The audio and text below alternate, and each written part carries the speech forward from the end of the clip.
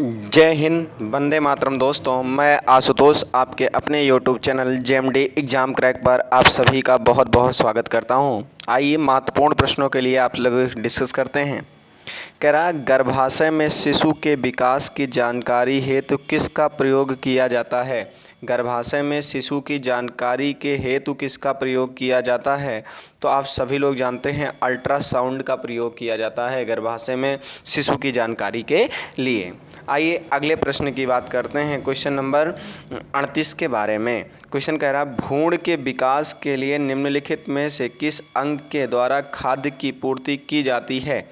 भ्रूण के विकास के लिए निम्नलिखित में से किसके द्वारा खाद्य की पूर्ति की जाती है? तो बीजांडसन के द्वारा पूर्ण की जाती है। बीजांडसन के द्वारा इसकी पूर्ति की जाती है। आइए अगले प्रश्न की बात करते हैं, क्वेश्चन नंबर 139 के बारे में।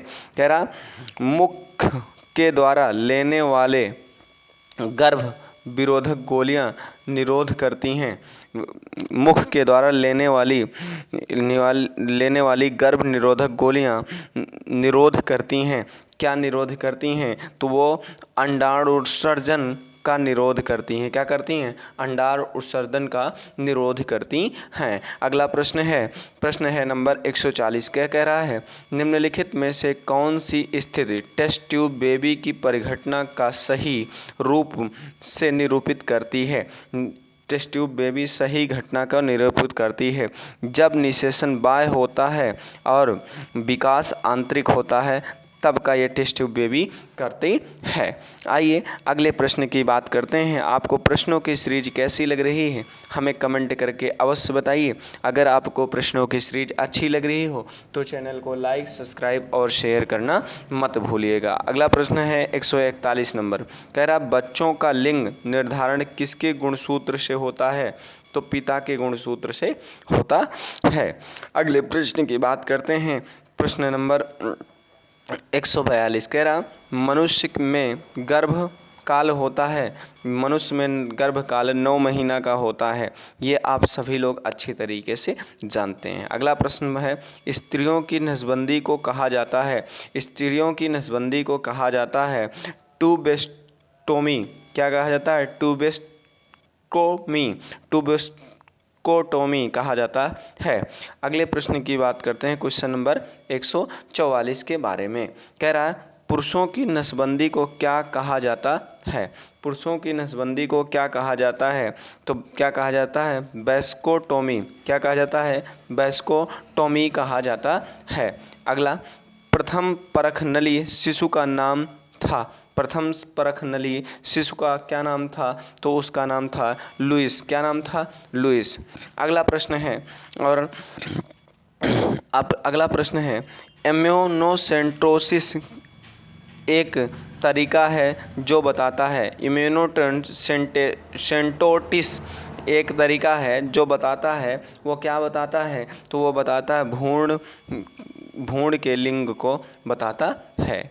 आपको ये प्रश्न कैसे लग रहे हैं हमें कमेंट करके अवश्य बताइए। अगर आपको प्रश्नों की सीरीज अच्छी लग रही हो तो चैनल को लाइक, सब्सक्राइब और शेयर करना मत भूलिएगा। अगला प्रश्न है, मानव के शरीर में पाए जाने वाली कौन सी ग्रंथवाहिनी विहीन है? कौन सी ग्रंथवाहिनियाँ विहीन है? तो वो कौन सी ग्रंथवाहिनियाँ हैं जो विहीन हैं? तो अंतःस्रावी ग्रंथियाँ हैं। कौन सी? अंतःस्रावी ग्रंथियाँ हैं।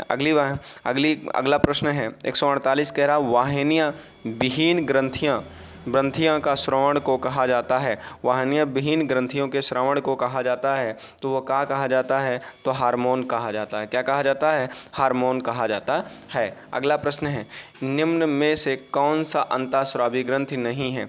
निम्न में से कौन सा अंतःस्रावी ग्रंथि नहीं है? तो वो नहीं है कौन सी? यकृत नहीं है। कौन सी नहीं है? यकृत नहीं है। अगला प्रश्न है, अंतःस्रावी ग्रंथियों को अन्य किस नाम से जाना जाता है? अंतःस्रावी ग्रंथियों को अन्य किस नाम से जाना जाता है? तो है वाहिनियाँ विहीन ग्रंथियाँ। क्या है? वाहिनी विहीन ग्रंथियाँ। अगला प्रश्न है, निम्नलिखित में से कौन सी ग्रंथि नहीं है? निम्नलिखित में से कौन सी ग्रंथि नहीं है? तो जठर एक ग्रंथि नहीं है। जठर एक ग्रंथि नहीं है। अगला प्रश्न है, मानव शरीर की किस ग्रंथि को मास्टर ग्रंथि कहा जाता है? मानव शरीर की किस ग्रंथि को मास्टर ग्रंथि कहा जाता है? तो पीष्ठ ग्रंथि को मास्टर ग्रंथि के नाम से जाना जाता है। अगर आपको वीडियोस पसंद आया हो और आप इसका PDF चाहते हो तो एक महत्वपूर्ण सूचना है, आप हमारा Telegram channel JMD exam crack अवश्य ज्वाइन कर लें, जहां से आपको इसका PDF और आप इसका PDF प्राप्त कर लेंगे और साथ ही साथ आप इसका क्या प्राप्त कर लेंगे, वीडियो की टाइमिंग और वीडियो प्राप्त होगा आपको। इसलिए आप JMD exam crack Telegram channel को अवश्य ज्वाइन कर लें। आइए बात करते हैं आज के अंतिम यानी सेकंड लास्ट प्रश्न के बारे में। सेकंड लास्ट प्रश्न क्या कहता है? मानव के शरीर की सबसे छोटी ग्रंथि है। मानव के शरीर की सबसे छोटी ग्रंथि है। तो मानव के शरीर की सबसे छोटी जो ग्रंथि है वो कौन सी है? प्यूटरी ग्रंथि है। प्यूटरी ग्रंथि सबसे छोटी ग्रंथि है। आज के अंतिम प्रश्न की बात है, मानव शरीर की सबसे महत्वपूर्ण ग्रंथि है। मानव शरीर की सबसे महत्वपूर्ण ग्रंथि जो है वो प्यूटरी ही ग्रंथि है। प्यूटरी है ग्रंथि है। आपको ये प्रश्नों की सीरीज कैसी लगी हमें कमेंट करके अवश्य बताइए, क्योंकि आपके कमेंट की ही आकांक्षा रहती है। मिलते हैं नेक्स्ट वीडियो में, तब तक के लिए जय हिंद, वंदे मातरम। दोस्तों अपना बहुत बहुत ख्याल रखिएगा।